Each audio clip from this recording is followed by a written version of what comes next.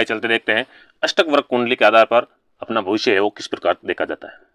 आज मैंने डेट ली है, डेट ऑफ बर्थ है 12/1/1993, गणपत राम के नाम से है। इनके जो आपको अंक दिखाई दे रहे हैं ये इनकी रेखाएं हैं जो अष्टक वर्ग कुंडली के अंदर मानी जाते हैं। इनकी जो कर्क लगन की कुंडली है इसके अंदर अगर आप 28 से जो एवरेज माना जाएगा, 28 से वो सामान्य माना जाएगा, 28 से अगर कम है इनमें भावों के अंदर तो वो खराब माना जाता है, यानी अच्छा फल नहीं दे पाता है। अगर 28 से ज्यादा है तो आपके लिए बहुत ही अच्छा है। आप जिस भाव के अंदर अगर 28 से ज्यादा है, जैसे कि चौथा भाव है, ये 10वां भाव है, ये 9वां भाव है, तो जिस भाव के अंदर ये जो अंक है 28 से अगर ज्यादा है तो उस भाव से संबंधित आपको फल अच्छे मिलते हैं। और 28 से अगर कम है जिस भाव के अंदर तो उस भाव से संबंधित आपको उन को कठिनाई का सामना करना पड़ता है। कहने का मतलब आपके जीवन के अंदर स्ट्रगल रहेगी, आपको हर दिक्कतों का सामना करना पड़ सकता है। वीडियो शुरू करने से पहले जो भी हमारे इस वीडियो पर पहली बार आए हैं वो कृपया करके हमारे चैनल को सब्सक्राइब कर दे, वीडियो लाइक कर दे, वीडियो अपने दोस्तों के साथ शेयर भी जरूर करिएगा। मेरा दशरथ उपाध्याय नाम से फेसबुक पेज भी है, उसको भी आप फॉलो जरूर करें। आइए चलते मेन पॉइंट पे। सबसे पहले देखना है आपको कि जिनका जो लगन है, कर्क लगन की कुंडली है, गणपत राम का कर्क लगन कुंडली है।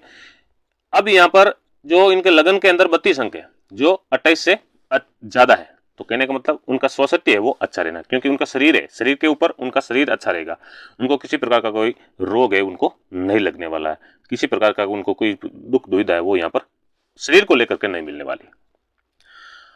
अब दूसरा जो भाव रहता है इनका धन भाव है, और धन भाव के अंदर 26 है, कहने का मतलब 28 से कम है, तो इनको दिक्कतों का सामना करना पड़ सकता है, क्योंकि धन को लेकर दिक्कतें का सामना करना पड़ सकता है। हाँ, उनको भूमि भवन वाहन का सुख मिल सकता है, क्योंकि वो जो कमाएंगा उसके अंदर लगा सकता है, उनको उनके अंदर धन भाव वो यहाँ पर कमजोर बता रहा है।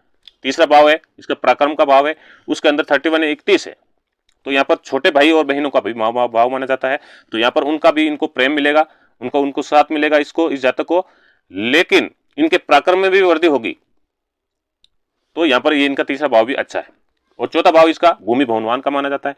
भूमि अगर ये इसके अंदर 36 अंक है तो इनको भूमि ये लेगा, वो भवन भी ये बना सकेगा और वाहन भी ये खरीदेगा। और इनकी माता का भी भाव माना जाता है कि इनका माता का स्वास्थ्य वो भी यहाँ पर अच्छा रहता है इनके जीवन के अंदर। अब अगला जो भाव है वो इनके पांचों भाव, ये इनके संतान का भाव है, इनके इच्छाओं का भी भाव माना जाता है, तो इनकी इच्छाएं है वो इतनी पूर्ति नहीं कर पाएगा, क्योंकि इनका जो संतान का जो भाव उसके अंदर 22 है अंक है, तो यहाँ पर इनको संतान का सुख भी प्राप्त नहीं होगा। या तो इनकी संतान है वो बीमार रह सकती है, और या फिर इन संतान से उनको लेकर के संतान को लेकर के इनके पास यानी अच्छे बेनिफिट इनको नहीं मिलेगा, उनको संतान का सुख यहाँ पर प्राप्त नहीं हो सकता। अब इनके छठा जो भाव है वो है जिसके अंदर शत्रुओं का माना जाता है, उसके अंदर 27 है, ये 6 8 12, ये 6 8 12, इसके अंदर 28 से कम हो तो सबसे अच्छा। कहने का मतलब यहाँ पर 28 से कम है तो यहाँ पर शत्रु इनके हावी नहीं रहेंगे, इनके ऋण भी इतने नहीं रह सकते हैं। हाँ, थोड़ा बहुत ऋण इनका रहेगा, लेकिन इतने ज्यादा भी ऋण इनके अंदर नहीं रह सकता इसके ऊपर। अब अगला जो भाव है उसका सातवां भाव इसका माना जाता है पार्टनर का, जीवन साथी का, पति के लिए पत्नी, पत्नी के लिए पति का माना जाता है। तो ये पर ये जातक है, पुरुष है, तो इसके लिए पत्नी का भाव माना जाएगा ये, तो यहाँ पर इसके अंदर 23 है, तो इसकी बजाय इसके अंदर कम है, तो इनकी पत्नी का स्वास्थ्य अच्छा नहीं रहेगा, पत्नी को इनको लाभ नहीं मिलेगा, पत्नी का इसको अच्छे लाभ प्राप्त नहीं हो सकते, क्योंकि यहाँ पर 23 है, वो 28 से कम है, एवरेज से कम है, इस कारण से इनको पत्नी का लाभ इनको प्राप्त नहीं होगा। अगर प्रेम संबंध में देखे तो भी है इनके बीच के अंदर मतलब तनाव बना रहेगा दोनों पति पत्नी के बीच में, और या फिर पत्नी है इनकी बीमार रह सकेगी, जिस कारण उनको खर्चा भी करना पड़ सकता है। आठवां भाव है उसके अंदर 24 है, तो 28 से कम है, वैसे आठवां भाव ये 6 8 12 के अंदर कम ही होना चाहिए, तो यहाँ पर ये इनके लिए बहुत अच्छा है। तो इनकी उम्र है वो आयु है वो लंबी भी होगी, लेकिन इनको ये जो 8वां भाव है वो इसके लिए अच्छा माना जाएगा।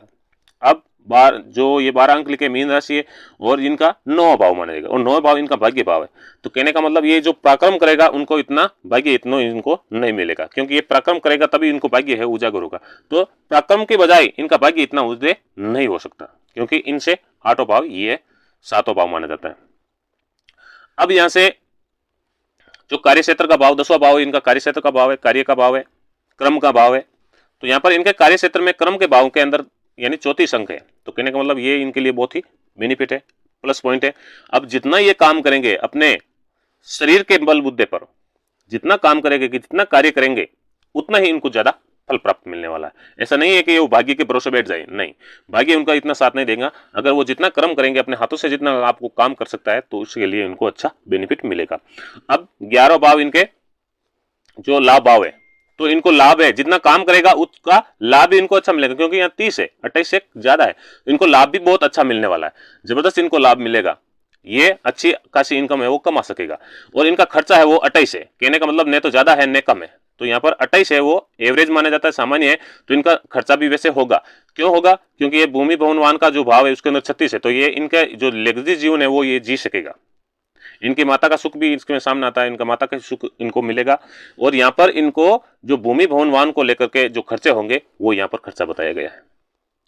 तो यहाँ पर 28 एवरेज माना जाता है, तो इनको खर्चा भी है वो मतलब एवरेज होगा, सामान्य होगा, न तो ज्यादा हाई होगा और न ही कम होगा, इनको खर्चा भी ऐसा होता रहेगा। तो इस प्रकार से आप अष्टक वर्ग के आधार पर आप अपना कुंडली का विश्लेषण आप स्वयं खुद कर सकते हैं। आप अपने लगन के हिसाब से अष्टक वर्ग है कुंडली, उसके अंदर आप एक एस्ट्रोसेज ऐप है, उसके अंदर आप ये जो अष्टक वर्ग है वो निकाल लेना। उसके अंदर आप ये जो अंक, ये जो रेखाएं बताई गई है, इस रेखाओं के आधार पर आप अपने भविष्य का निर्धारण आप खुद स्वयं कर सकते हैं।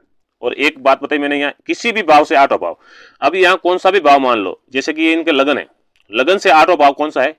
ये 7वां है, ये 8वां भाव है, तो इनको ये 8वां भाव इसके अंदर कम है, तो कहने का मतलब इनके लिए बहुत ही अच्छा बेनिफिट मिलने वाला है, ये अच्छा फायदा मिलेगा।